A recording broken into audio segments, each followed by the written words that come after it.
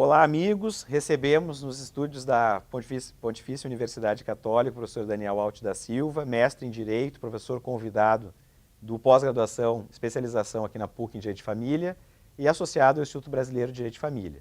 E nesse breve vídeo eu gostaria de abordar, junto com o professor Daniel, um tema que é bastante peculiar, bastante delicado, que é a participação dos avós nas ações de alimentos. Então, a minha dúvida inicial, professor Daniel, seria a seguinte: no direito brasileiro, netos, eventualmente até bisnetos, poderiam demandar, postulando o pagamento de pensão alimentícia, não o seu pai, não a sua mãe, mas os seus avós? Como funciona essa situação no direito brasileiro, professor Daniel? Daniel, obrigado pelo convite. Essa temática dos alimentos avoengos, assim chamados, é bem interessante.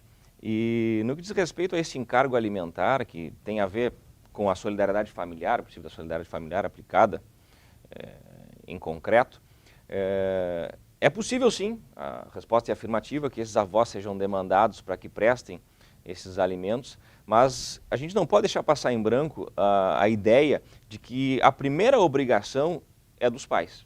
Os pais são aqueles que devem prover o sustento, a guarda, a educação dos filhos, por conta do dever decorrente do poder familiar.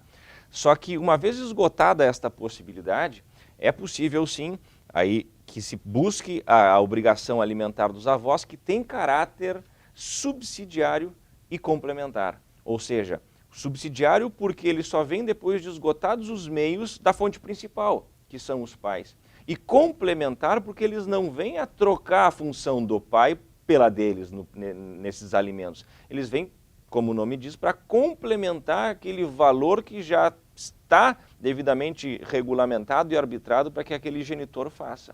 E outra coisa interessante é de que esta solidariedade ela não se estende tão somente aos avós paternos, ela se estende também aos avós maternos. E aí a outra discussão que vem, bem curiosa, é de que seja possível ou não esses avós paternos, vamos ter assim a título de exemplo, uma vez demandados, se eles podem ou não podem fazer o chamamento ao processo dos outros avós para que com eles façam essa divisão do pensionamento.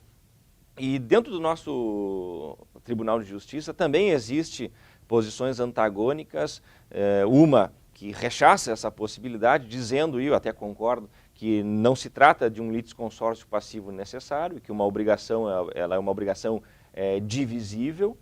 E, por outro, existe a outra que diz que é um litisconsórcio passivo necessário.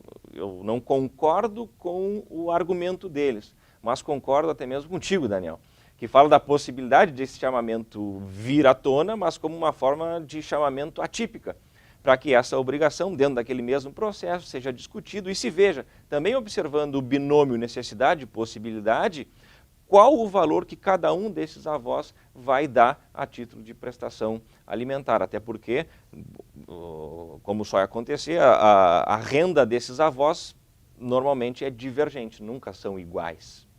Com certeza. E dentro dessa mesma temática, que é a participação dos avós como réus em ações de alimentos, uma situação que sempre me preocupa, que sempre me chamou a atenção, é a possibilidade, ou não, de se utilizar o rito da coação pessoal através de prisão, de ameaça de prisão, em detrimento dos avós, que muitas vezes são pessoas idosas. Então, como é que o senhor veria a aplicação, a conveniência da aplicação do rito de prisão para constrangimento de avós? Uma coisa é certa, uma vez inadimplida a obrigação, é possível gerar responsabilidade.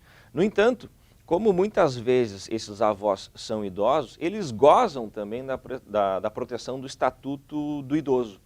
Então, mesmo que exista um aviamento de uma ação de execução de alimentos pelo rito prisional, por conta dessas circunstâncias relevantes, que é a idade avançada, existe uma jurisprudência dominante no sentido de converter esse rito prisional por um rito de expropriação. Assim a gente fica com a possibilidade única e exclusiva de fazer essa cobrança, em caso de inadimplemento, tão somente pelo rito de penhora.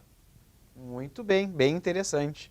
Então, eu agradeço a participação do colega Daniel Alt, que gentilmente visita os estúdios da PUC, e agradeço a atenção de todos os senhores. Muito obrigado.